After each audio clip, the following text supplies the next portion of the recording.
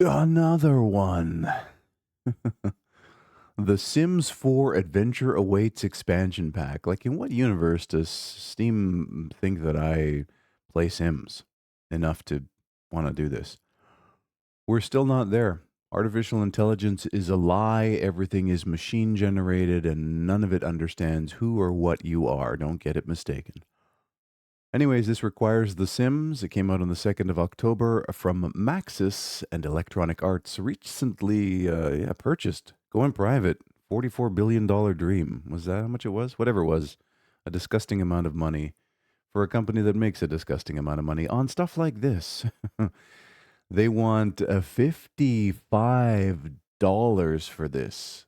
The like more than double the price of what any normal video game should cost. Some plug-in crap for a 50-year-old video game. Like, how old is The Sims 4 now? It's getting up there. Oh my god. Well, it's the perfect modern family. White father, brown mother, white kids with gender identity issues. Awesome. Adventure awaits. Is that the adventure you want to go on? Look at all this stuff you can get for almost 60 Canadian dollars. Break free from the everyday with daring activities and getaways, capital G, in the Sims 4 Adventure Awaits expansion pack. Wait, what is this? Purchase now to get the warm and cozy bonus items available through November 13th, 2025. There's asterisks all over the place. Time for a getaway? Okay, so what, you go camping? I mean, that's the only way you'd get me to go camping now, would be in a video game, for sure. Adventure starts at childhood, does it? Yeah, it depends on what your parents are pushing you to be and what your teachers are pushing you to be. A life of play. A love of play begins during childhood and lasts a lifetime. Sims will have new skills to engage with: papercraft, entomology, that's bugs, diving, and archery. Okay. Make classic crafts like paper planes, catch and raise butterflies, make a splash with new diving boards, and hit the bullseye. All right. Adventure around every corner. There's 3 new neighborhoods, and then you can go to camp. Camp Gibby Gibby, Revive and Thrive, and Love Highland. Oh, yeah, that sounds great. There's another thing, too, a place where people are having more meaningful relationships with their digital avatars than they are with other humans. Like, you have probably a lot of, I've seen a lot of the women that play this game have a partner that's like languishing in the other room while they live out their dream lives in The Sims. I don't know, man. Video games are just as much an enjoyable diversion as they are a curse. And there it is if you need it. Scum Base Building Decor Pack. Oh, it's a DLC kind of morning, isn't it? Has Scum reached a point where it's like interesting enough to play? This is a competitor to Rust in a way, this game. You drop in on an island. You get to determine your penis size in the character creator, so it's got that going for it. But otherwise, every time I've played it, it's been just a mediocre survival experience. It requires the base game Scum on Steam in order to play. Came out on the 2nd of October, competing with The Sims from Gamepires, self-published. They want a reasonable $13 for this, but what's in it though?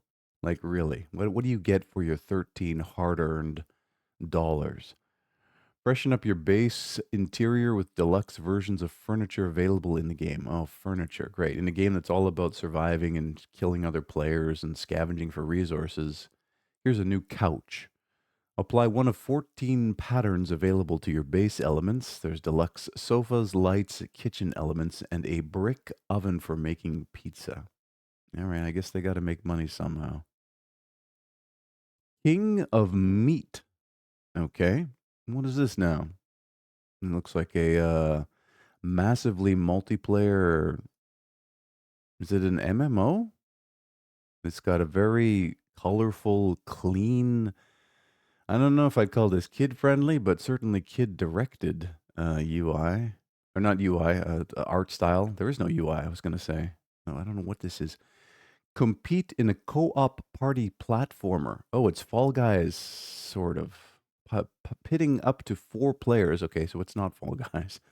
Against community built dungeons filled with puzzles to solve, challenges to traverse, and ridiculous monsters to fight. Progress through chaotic dungeons to unlock new abilities and gear on your way to becoming the ultimate contender. Came out on the 2nd of October from Glowmade, published by Amazon Games. It was made by a committee and on a spreadsheet. All right. It's probably about as fun as it sounds. It requires easy anti-cheat. It is $43. There is a deluxe edition with a bunch of costumes. They probably monetize it beyond the base price with the costumes and stuff. We'll see. Launch bonus content available through October 7th. Buy and log into King of Meat by October 7th and get the Venerable Defender character set. The fuck your FOMO. Make everything available all the time. I swear. Anything else is just gross capitalism, an appeal to people's weaknesses. It's just I hate it. It disgusts me. Creative co-op combat. All right. Easy to pick up, but hard to master combat. Anyone can join the fun. Stand out, make a name for yourself by customizing everything from your moves, your dazzling appearance, to creating the dungeons themselves. King of Meat gives everyone the opportunity to show the world their true self by dressing up as a digital avatar that looks nothing like you and has nothing to do with you. That's your true self. Is that the direction we're going with the machines? It's not. It's like everything that's wrong with the digital world. The fact that you can pretend to be someone you're not. Anyways, you can also build dungeons. Great, wonderful. Good luck, Amazon. Scratch Incorporated. What is it? Oh, God, it's scratch cards. Literally gambling. Tons of prestige levels and upgrades. Earn achievements and climb the leaderboards. Uh-huh. So what, you design scratch cards? How does this work? Heavily user interface driven.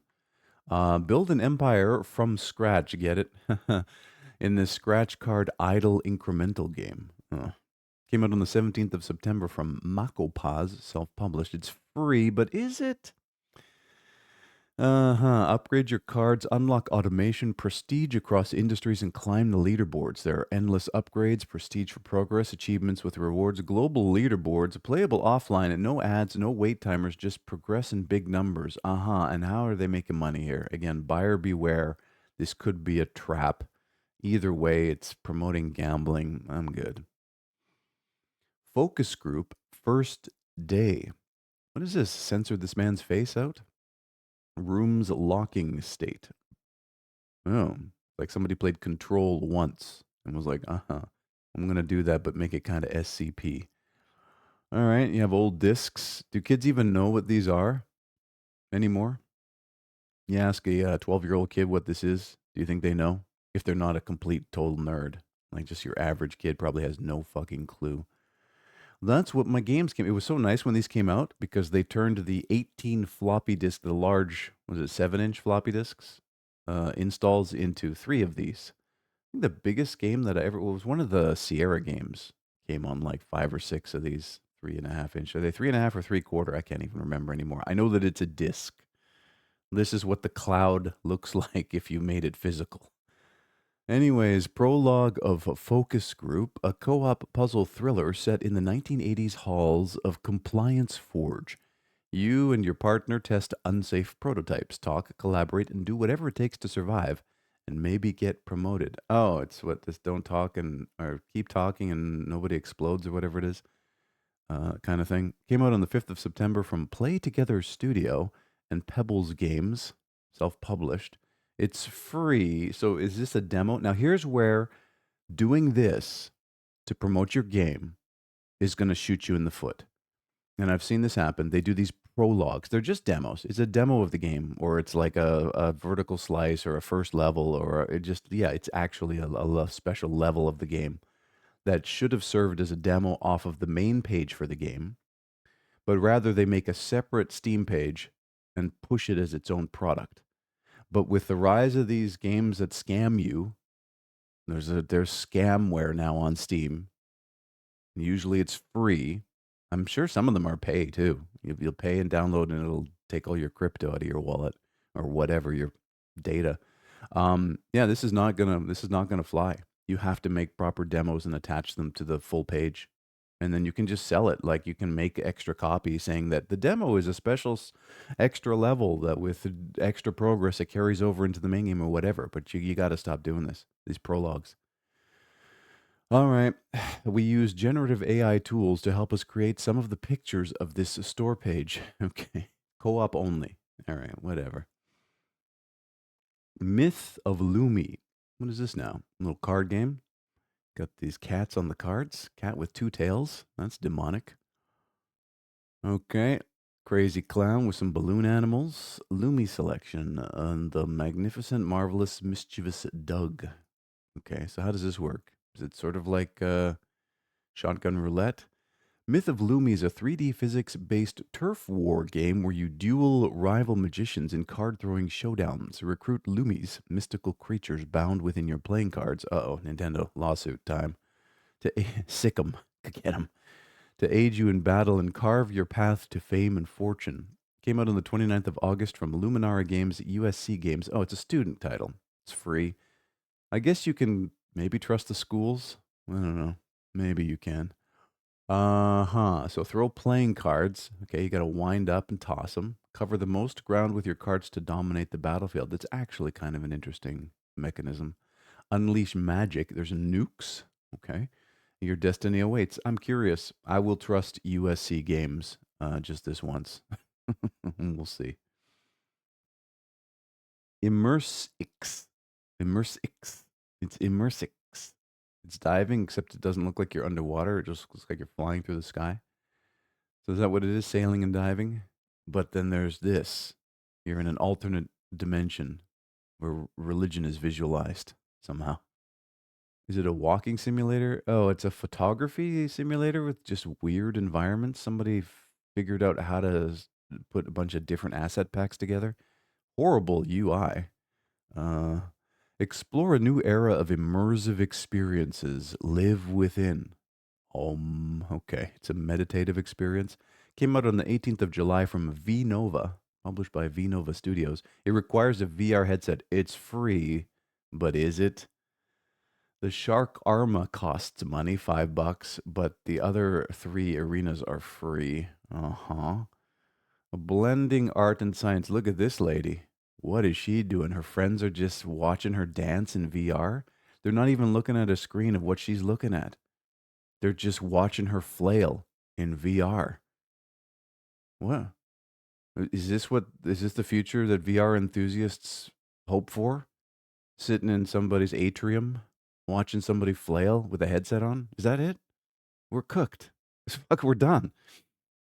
Immersix seamlessly blends the creative essence of immersion with the scientific power of 6 degrees of freedom, bridging the worlds of art, science, and technology in ways never seen before. Uh-huh. The next generation app not only showcases original movies from VNova Studios, but also opens the door for third-party creators to add their own immersive experiences, making Immersix a dynamic. This is bullshit. This is 100% bullshit. More than an experience, a frontier for storytelling where viewers don't just watch, they feel, explore, and connect like never before. This gives me zero confidence. This UI is trash. It looks like asset packs slapped together. The rendering engine is garbage. And this image alone with the black lady fucking dancing with the VR helmet in front of her friends, it's like a bad episode of Black Mirror. It's the one that Charlie left on the fucking cutting room floor. Get out of my face. Incorporeal. All right. It's the We Have Hades at Home. It looks like it. Is it a roguelike? It's been a minute since we've seen one of those, but it's a three-quarter presentation isometric actioner thing. Incorporeal is a dungeon crawler where you play as a treasure hunter who has the ability to sever their soul from their body. Dash through traps, strike foes with your spectral form, and protect your fragile body as you fight, puzzle, and survive the catacombs to claim ancient relics. Came out on the 25th of September. Oh, it's a Vancouver Film School project. I'm going to expect a flood of these. I would trust VFS not to scam you, I would hope. A student team project designed to deliver a 10-minute experience. You get 4 months to do these with 6 people, by the way, just so you know. I know the background. Unless they've changed it, I doubt they have. Top-down isometric dungeon crawler where you sever your soul, body's exposed, your soul is unleashed. To succeed, you'll need precision, cunning, have a cunning plan, and nerves of steel, balancing the fragile safety of your body with the power of your spectral soul. There's a ton of games like this where you sever your soul. But we'll see. Maybe they innovated. The relics are yours for the taking, but only if you can outsmart the dangers, overcome your enemies, and escape alive. Do you have what it takes to walk away with them? Okay, I'll take a look. My old alma mater. Lest Deluxe 24. All right, a little bit of outsider art, a little bit of avant garde for you. Somebody just trying to figure out how to texture 3D assets. What's it about, though? Is it just environmental exploration, a little bit of story? The lights are on, but nobody's home. They've even put some Japanese characters in there. Play a surreal and abstract game of hide and seek across abstract realities, watching as your beloved home falls into decay as you try desperately over and over again to hunt down your target through the stages of denial, guilt, depression, resentment, and acceptance. I'm still in the denial phase. I've been in the denial phase since I was born. I don't think I'm going to make it through the other four. That's grief, by the way. What are we grieving? Again, more indie depression projection. Came out on the 17th of July from Radcole Interactive, self-published. It's free, but is it? A thrilling remake of Lest They Catch My Hide, be exposed to new levels and many bonus features, as well as many bug fixes and level upgrades. 5 chapters, secret bonus levels, 24 achievements, hours of 3D puzzles. All right, there's a mature content description. Beer bottles and needles are shown throughout various levels. Some levels have gory of disturbing wall textures.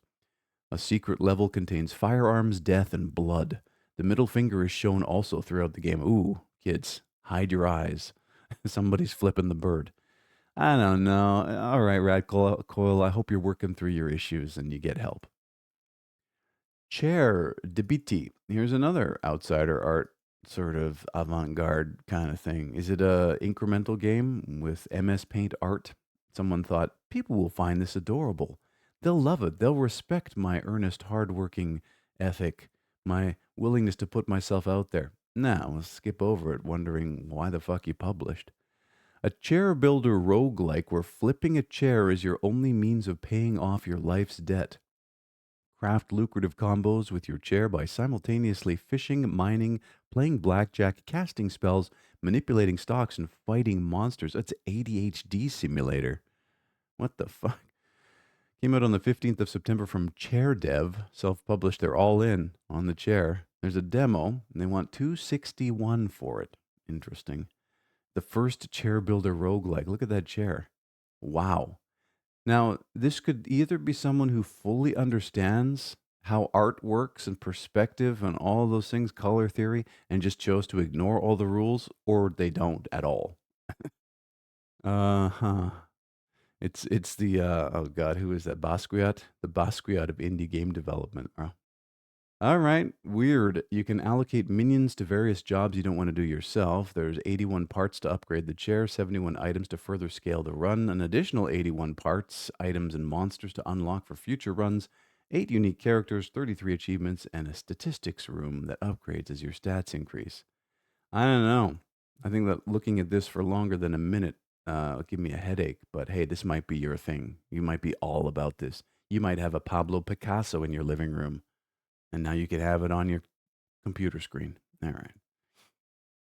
Anti-killer. All right, here's another Russian slop asset pack nonsense. You're a bald guy shooting other bald guys. Fun.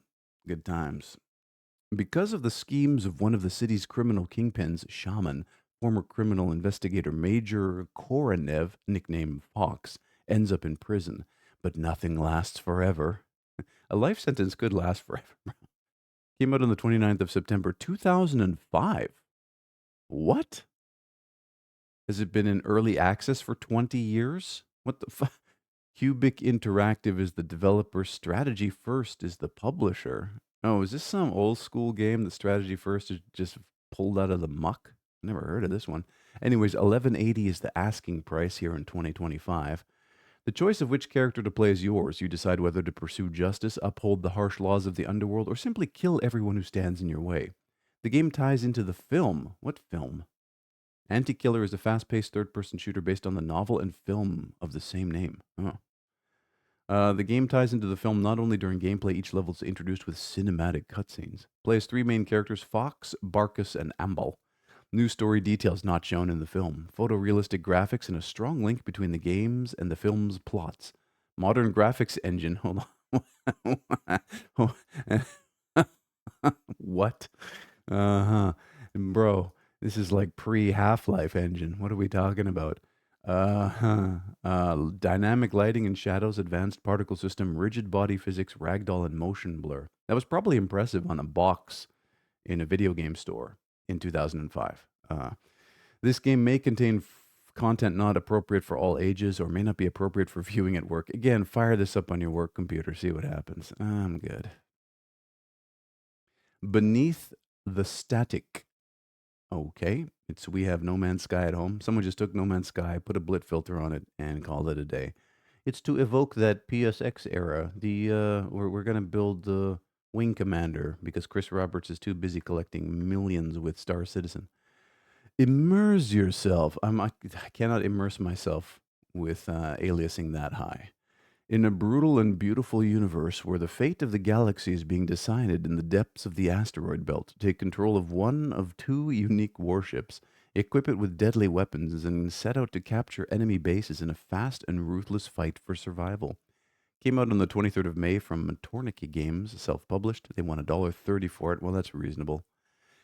Welcome to the world of interstellar warfare, where only your determination and skill will determine the outcome of battle. Choose one of two space. Okay, we got all that. Destroy enemies, got all that. Two unique ships, got all that. All right, there's stylized graphics, is what they're calling this. All right, well, that's not my style.